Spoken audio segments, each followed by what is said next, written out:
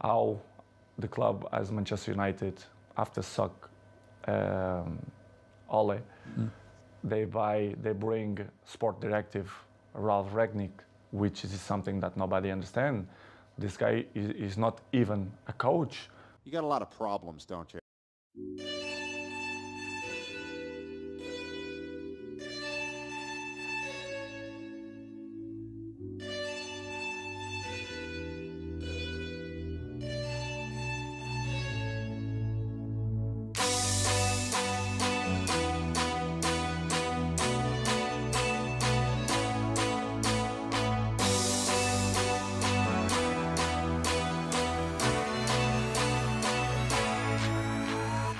What is up everyone, it's the Natural here, and I am back again with another video on the channel. I am back again with another TMIR This Month In review. This show that pretty much is every single thing that's newsworthy, sport newsworthy, funny newsworthy, cringe newsworthy, wholesome newsworthy.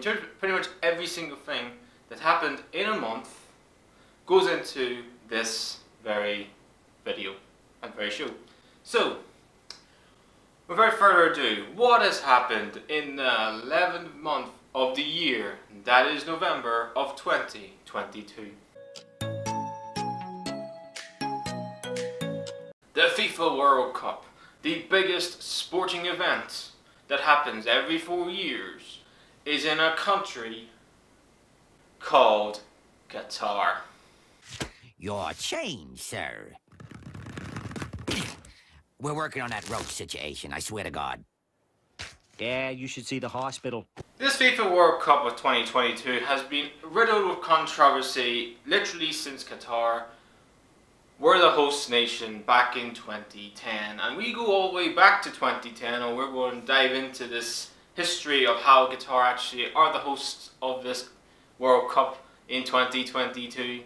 When Sepp Blatter announced to the whole footballing world and to everyone in the world in the biggest shocking World Cup hosts of all time that the World Cup in 2022, 12 years when they actually won the hosts to host it in 2010, that Qatar won.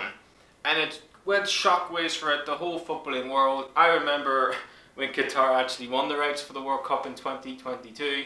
Back in 2010, 12 years ago, I was, I think, 16, 17 years old. I was still in school, and me and my mates sort of, were just there, just bewildered. The fact, how Qatar? One of my mates didn't even know where Qatar was. He was like, "What's a Qatar? Where's Qatar in the global map world sort of thing? Where are you? I've never heard of them." This whole, ordeal of them winning the rights to host the World Cup in 2010 came with a lot of, like I said, controversy, because there were so many investigations into FIFA with bribes, taking money from other countries to host World Cups, sponsors, many other things like that, that FIFA was from the top right through to the bottom. So from the FIFA president, or ex-president now, Sepp Blatter, all the way down to, hell, even the cleaning lady. It was just riddled with fucking corruption beyond belief, in the biggest football corruption scandal of all time. And obviously, Sepp Blatter had to resign way back, I think it was in 2014 or 2016 or something like that, and because he was part of the biggest FIFA corruption scandal.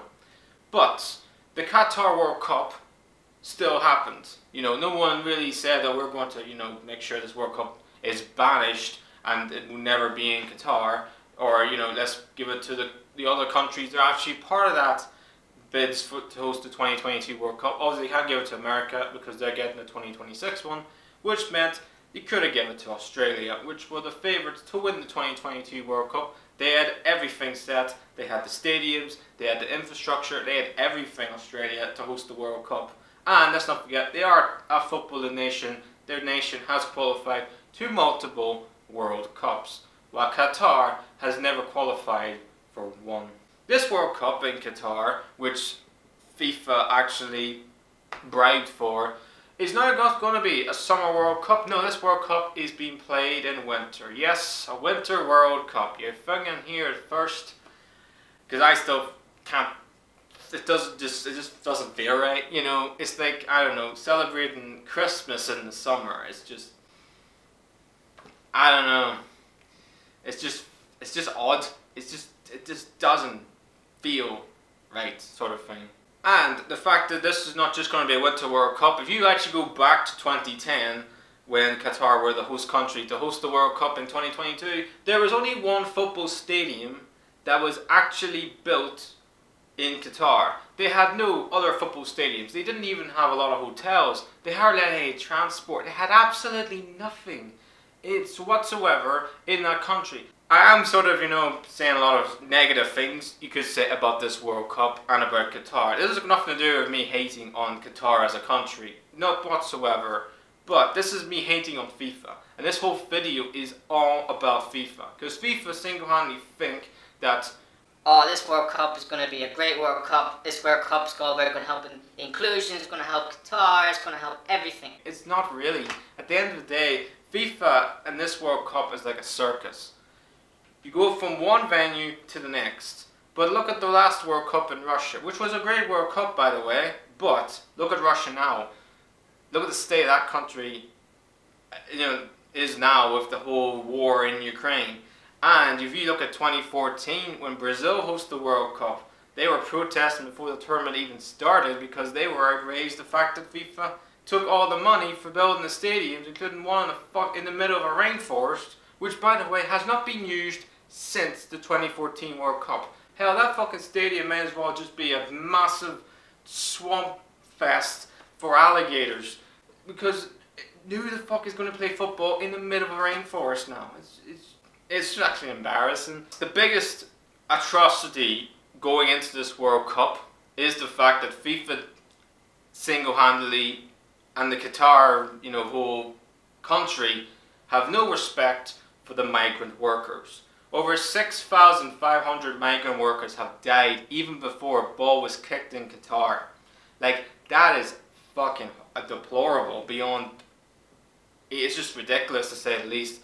And speaking of the, you know, human rights in Qatar, I'm also want to talk about the LGBTQ rights in Qatar, which I think is even more ridiculous as well. Because if you are gay, so let's say for instance if you are a woman that's a lesbian or a man that is gay, it is a crime if you are gay in that country. I mean, it's ridiculous. What are we in? This 1960, for goodness sake. I mean, it's insane the fact that, I get certain states have cultures and certain states have their own religions and stuff like that. I get all that. But if you're hosting the biggest football tournament or the biggest sporting event ever, you have to include everybody. That's what the World Cup's all about. You know, you're going to have countries from different cultures and different backgrounds and different people from different worlds of life, sort of thing. There's many other things as well. I could go a whole hour video ranting about the fact that this World Cup is going to be in Qatar. But I do want to end it on this, which is the football fans, who are the most important thing about football. Because if it wasn't for the fans, well, this World Cup wouldn't even be happening, would it? It was just empty stadiums like it was during COVID, which was absolutely miserable to beyond belief. There's certain sections of fans have to sleep in these tiny little portable tents that look like something you do in camping. It looks absolutely shocking. I mean, it's terrible. It looks terrible. And again, it's just, again, Qatar and FIFA, they haven't thought this through. They haven't thought this World Cup through. The combination for fans, the fact that, you know, I get you can't drink beer at this World Cup. You have to respect Qatar's culture and stuff like that. But you know, this World Cup, it just doesn't feel like a World Cup. It just doesn't feel like it. It feels like a tournament for, you know, for the boys, for the sort of, you know, rich guys. Just say, hey, look, we've got the World Cup here. And that's what it feels like. It's like an old boys club sort of World Cup this is going to be, because there's just no inclusivity for fans. No respect for the LGBTQ rights, no respect for the migrant workers, no respect for anyone, and not even, and the biggest one, no respect for the players. These football players are playing, God knows how many matches they played this season. They play like 3 games a week, crammed in the league season, and now they're going to cram this World Cup in a month, and then they're back after this World Cup final, December the 18th. December the 19th and the 20th, they're back playing football again. These players don't have a break. These players are playing like robots for the whole entire season. That's ridiculous. So yeah, that's pretty much all I need to say on the FIFA World Cup and Qatar. As a football fan, yes, I'll be watching the World Cup like everybody else. Will I be going to Qatar? Absolutely not. I have no interest of going to Qatar after their, maybe like I said, it just doesn't feel like a World Cup sort of thing. But it's a football tournament. We have to respect, we have to sort of, try and get into it really. But for me, this won't be a World Cup like it was in 2018, 2014, 2010, 2006, 2002, and 98. They're the World Cups I remember. Some maybe remember 94, 1990, whatever. But for me, this World Cup will not feel like a World Cup. It'll just feel like a tournament in the middle of a fucking desert.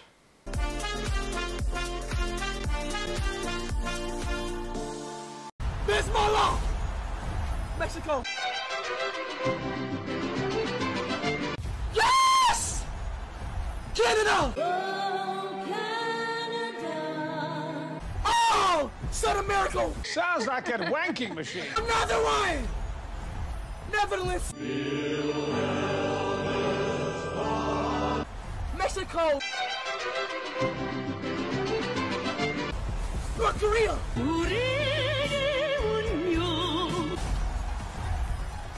Saudi Arabia, though! Italy? Mamma mia! Turkey! Yo, everybody knows this, bro. If you're like above the age of 15 and you do not know this flag right here, bro, you deserve to get your ass beat. You don't deserve to be on this earth, bro. This had to be one of the most easiest flags. Everybody should recognize this flag right here. France. Come on now. France! Netherlands! Ah! Benjamin! You will find the key to success under the alarm clock. Oh! Turkey! Mexico!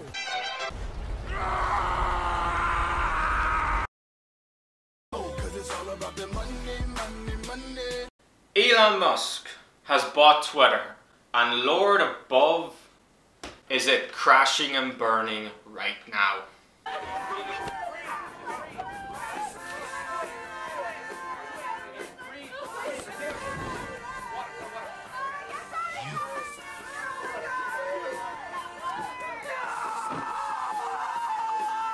Elon Musk, the richest man in the world, finally bought Twitter after all the absolute shenanigans. And will he buy it, or will, Twitter sue him for improper use of contract or him not buying it? But he did. Eventually, Elon Musk did buy Twitter. But since he bought it, it's been a dumpster fire from hell. Because when he bought it, he decided to do the stupidest dad joke meme of all time, which is the let that sink in. Oh, I got a great idea. Why don't I bring a sink to the Twitter headquarters just for a stupid laugh? You just knew it was going to be terrible when he did that. Since then, what's happened? Well, pretty much every employee is either fired or is going to be fired. He has absolutely bought this £8 a month for a blue tick.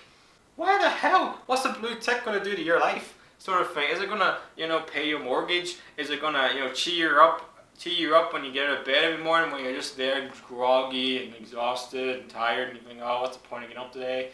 You know what I mean? It's not going to make any difference to your life whatsoever, apart from, Hey, that man's got a blue tick, or that person's got a blue tick. He actually must be important. And that's what it is. That's literally why people would get this blue tick. It's just for notoriety. It's ridiculous, to say the least. Do I think Elon Musk is a very smart guy? No. But do I think Elon Musk made a stupid mistake of buying Twitter? Damn right. Yeah, I do. And I think at the end of the day, it'd be interesting to see what happens with Twitter. Could Twitter just be gone in a few months, because for me, it could happen. Or could Elon Musk just save Twitter? I don't know, but I do know one thing. It's going to be a very entertaining ride seeing how Elon Musk is planning on this social media platform, Twitter, because at the minute, he's not doing very well. Bounty bars are axed from celebrations. No! God, please, no! No! No! No!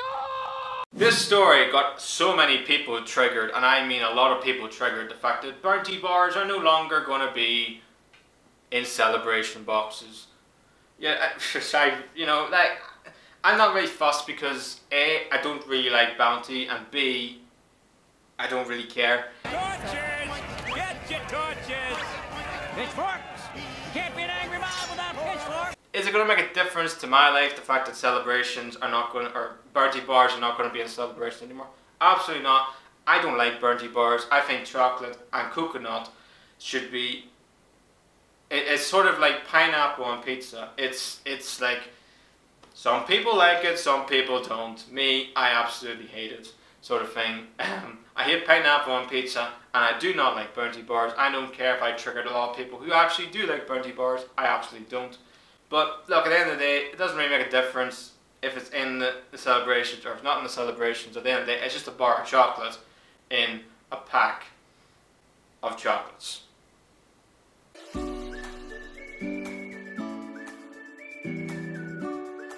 Eight-year-old girl gets a computerized prosthetic, and it has completely saved her life. Computerized prosthetics are allowing a little girl without arms or legs to run around. 8-year-old Harmony Rose contracted meningitis as a baby. When sepsis ravaged her little body, doctors amputated Harmony's arms, legs, and the tip of her nose to save her life. Now she is making history as the youngest person in the world to receive a new type of prosthetics with computerized knees. Harmony's mom told CBS News about her progress. By the end of the week, she was walking independently. You can't explain the feeling, really, because it was just so lovely. The prosthetics reduce Harmony's risk of falling with small computers and sensors that detect motion and change resistance using hydraulics. And Harmony and her 8-year-old's level of energy is putting these prosthetics to work. With this technology, Harmony can walk and run into a very active future. So everyone, that's the end of another video on the channel and the end of another TMIR This Month In review. If you think that this FIFA World Cup is probably going to go down as one of the worst World Cups of all time because where it is, the fact that you can't really celebrate it as fans, the sleeping combination for fans is terrible, yada yada yada, then just lean back and headbutt that motherfucking like button. You can also follow me on my social media platforms. The link is just down there in the description. I hope you all have an amazing day there. Stay safe and healthy too. Please like, subscribe. The Natural, the punk of YouTube is out.